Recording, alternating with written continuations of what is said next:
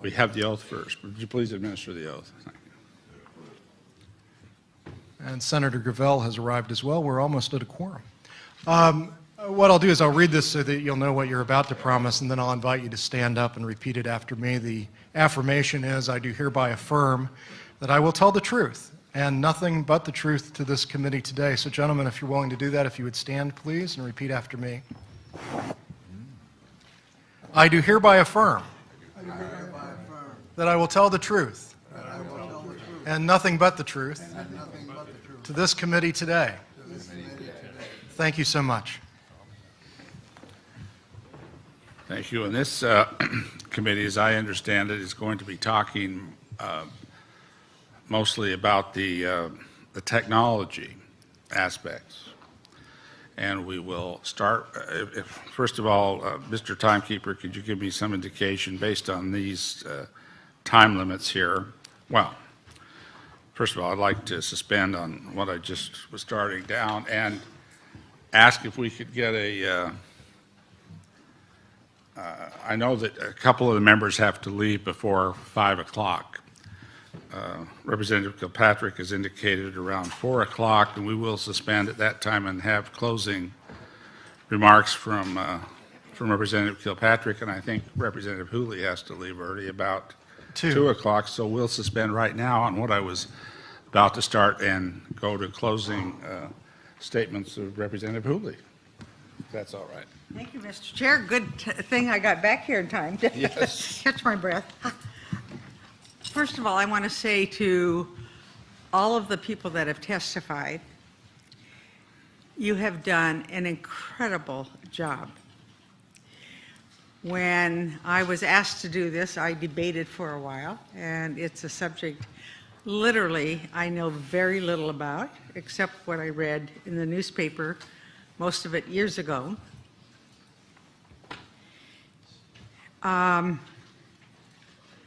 I was a skeptic when I came, and what I have found, and this has to do with the credibility of the people that have testified.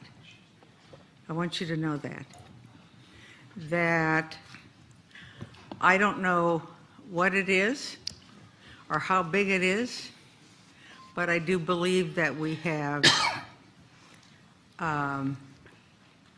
that there are spaceships, whether they're friendly or whether they're enemies. We have that they have been enough sightings of a human creature. I don't know what it looks like. And so I appreciate what you have, the sacrifices you've made and what you have done. And for those of you here testifying for family members, or this is the first time that you've talked in public about this issue, you are to be commended. I know it has to be a difficult thing, and it's easy for me because I just got to sit here and listen to all of you. And so I just appreciate all of you that have been here and what you have done. And it was a privilege to sit and listen to your testimony. So thank you very much. So that's your closing remarks? Thank you, Representative Hooley. We'll now start with our witnesses, and I think we're allowing 10 minutes each.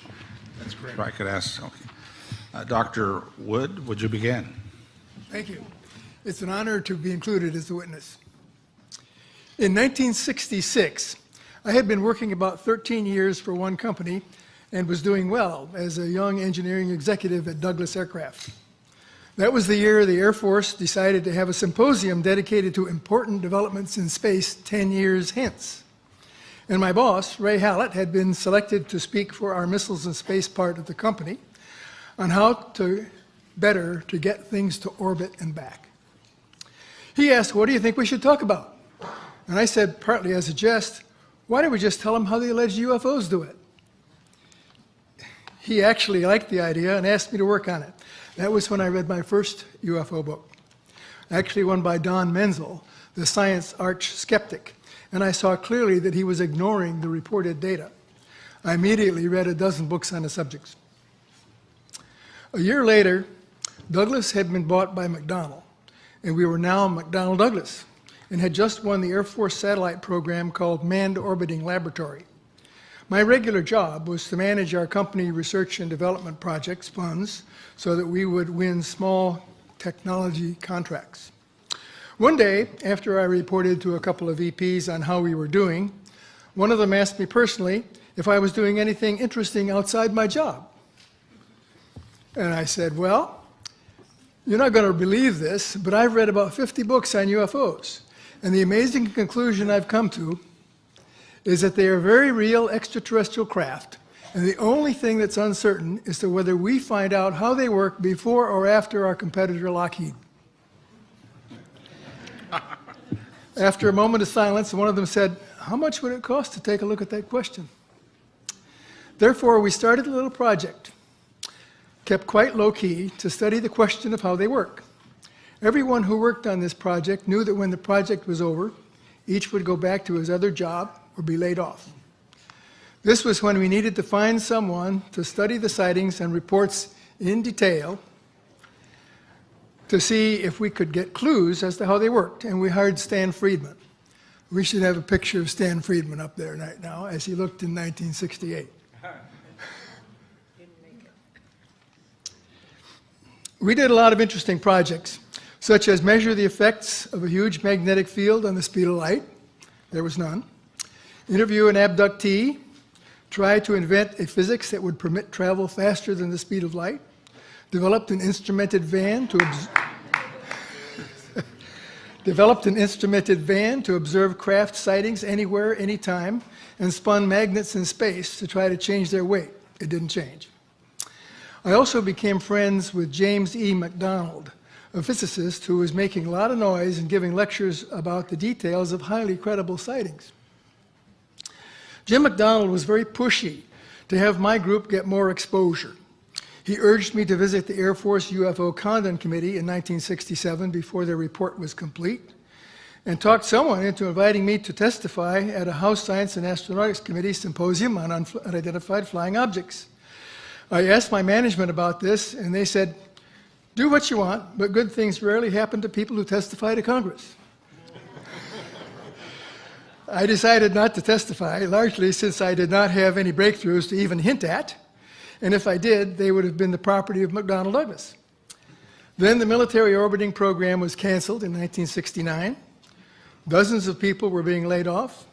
We were not making fantastic progress on our project, and I was assigned in 1970 to learn everything I could about radar and ballistic missile defense.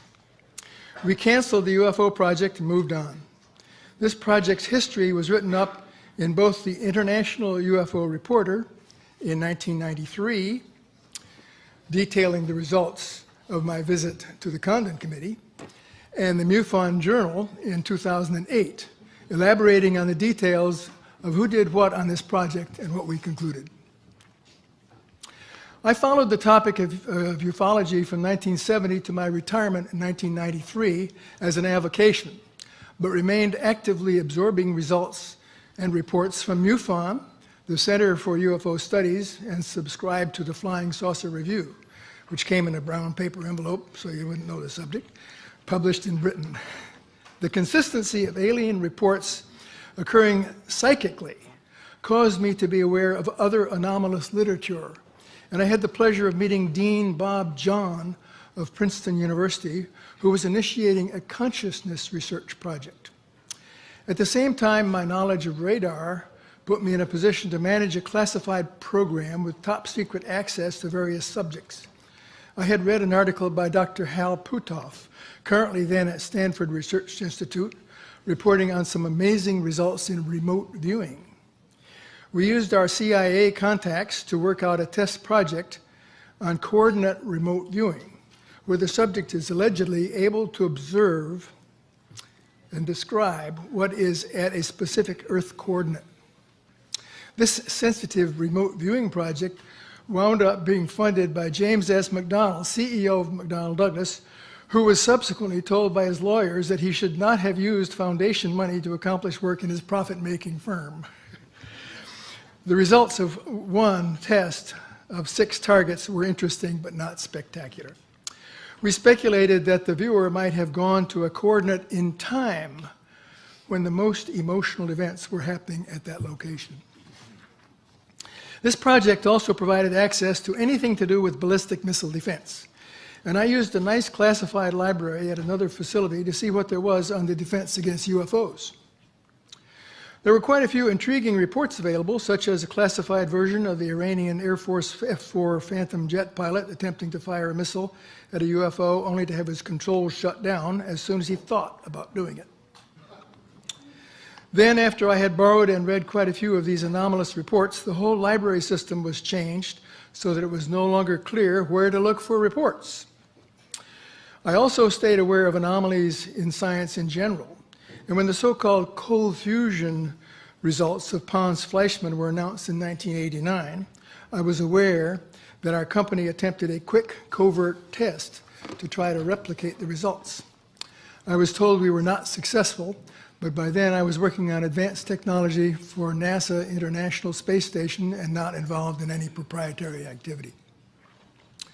After retirement in 1993, my focus on UFOs became the authentication of leaked documents as described on Wednesday. If these documents are valid, they are consistent in telling the story of exposure to the alien technology, attempts to understand it, and many specific tales of successfully understanding the principles and building devices that have become the technology breakthroughs we all enjoy today. There is a case to be made that the 3 crash recoveries of Missouri in April 1941 and LA in February 1942, 1,430 rounds of ammunition during the famous LA air raid, resulted in a specific contract to study how germanium and silicon might be used in the preparation of semiconductors. Those individuals receiving reports and samples included Edward Condon at Westinghouse, Bell Laboratories, Hans Bethe of MIT Radiation Laboratory, and Shockley of Bell Telephone Laboratories in 1945, who is given credit for inventing the transistor in 1947. These leaked documents, taken as a whole, visualize and speculate on the impact of alien technology on our society in a diverse array of fields of science and technology. And Doctor, you've got about 1 minute left on your time. Thank you. All right, then I'll ignore mentioning Philip Corso's comments. So, what of my opinion of what's required to understand how they work and to build one? The simple answer is I don't know. But beyond that, I could say I would look for the following 4 things. First, a way to cross the light years to stars without actually physically speeding past and through the space and space debris that separates us. Second, a way to interact with time in a reliable fashion through the equivalent of the so-called wormhole, so that journeys would take years, wind up taking minutes. Third, a way to permit a person's mind to interact with matter so reliably that all you have to do is think clearly and equipment does what you want it to if it's designed right.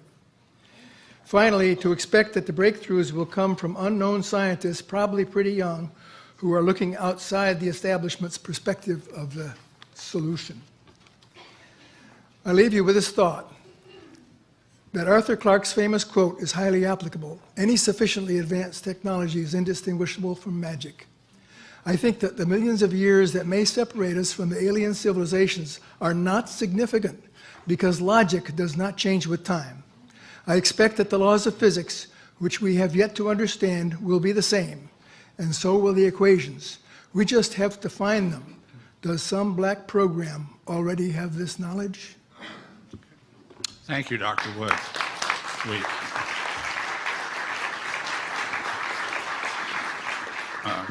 Let's see, could we now have Dr. Greer take 10 minutes? Thank you very much. I appreciate being here again. I would like to open with sort of a historical overview of advanced technologies that began in the late 1800s with the breakthroughs with Maxwell and also Faraday. It turns out that the Maxwell equations that were developed had a number of changes that resulted in what is now classic electromagnetic theory. This has resulted in a number of errors in the equations, which have been corrected by people who have looked at them very carefully.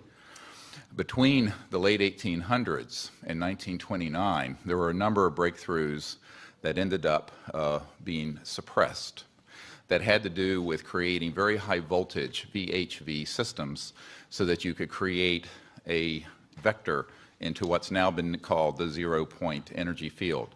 And I refer the panel to the Jane's Defense Weekly writer Nick Cook and his book, The Hunt for Zero Point. This began to be explored by people like Nikola Tesla and others. I have a Department of Defense document that is on a flash drive for each member of Congress that the conference has been given, the Citizens Hearings has been given, that shows that when Nikola Tesla died, that this information that he had, which allowed for a car to run out of the ambient energy, was in documents confiscated by the FBI. And I have a Department of Defense document demanding that the FBI turn these over to the DoD. The FBI refused. At any rate, science continues because the laws of the universe are in fact universal, and they can be discovered here or around Alpha Centauri or any place else in the cosmos. By 1928 and 29, T. Townsend Brown, as well as the Koloski-Frost experiment in physics in Germany, had determined that VHV, very high voltage systems, done in a certain resonant field could result in so-called electromagnetic-gravitic effect, the lifter effect that has been described, which you see in UFOs. They also can create what's called a space-time bubble around an object so that you can correct for 1G. This is how these objects are traveling at multiples of what any aerodynamic physics would describe, and can make right-hand turns without killing the occupants. Around this same time, there was, in the 1940s and the late 1930s, a number of UFO sightings. This included the so-called Foo Fighters. Yes, it's a famous rock group. However, the Foo Fighters took their name from the reports of these objects seen in the theater of World War II that were flying around our aircraft. We thought it was a secret weapon of the Nazis. The Nazis thought it was a secret weapon of ours. There was Jimmy Doolittle, the famous general. His nephew is a dear friend of mine, and he has testified that General Doolittle was sent by FDR over to the European theater in World War II, investigated the Foo Fighters, and came back and told Roosevelt, and I quote, "They are interplanetary vehicles." So by then, there began a classified program, which was augmented further by events, as mentioned, in 1941, and then, of course, the famous Roswell event. Those events led to, as Philip Corso describes, a reverse engineering program. As you all know from the famous Wilbur Smith document of 1951 from Canada, it talks about that flying saucers exist, but there's a high-level team headed up by Dr. Vannevar Bush that is studying the, quote, modus operandi of these vehicles. These were the most brilliant scientists, Edward Teller, Oppenheimer, and others, Hermann Oberth, amongst others, who were in this team studying how extraterrestrial vehicles move. In October of 1954, a key date I want the committee to remember, we have actionable intelligence from someone who has worked in the National Security Agency and has been in the vault. All of this went deep black because they figured out, at that point, gravity control. So since 1954, October of that year, we have not needed rockets, jets, internal combustion engines, and surface roadways between cities. I say this with authority that this is the case. Eventually, these breakthroughs in human discovery were complemented by the study of the extraterrestrial material that were retrieved from these events. And contrary to most people's thoughts, the Roswell event was actually a downing of an extraterrestrial vehicle by an electromagnetic system that was hidden in a radar dome that was switched on, and this is in an FBI document that I can provide for the committee and is on the flash drive given to the Congress. The result ultimately was that there were transdimensional physics that began to be studied that deal with the nexus between electromagnetism, energy generation, anti-gravity, and consciousness. And we have discovered that there is a nexus, and that in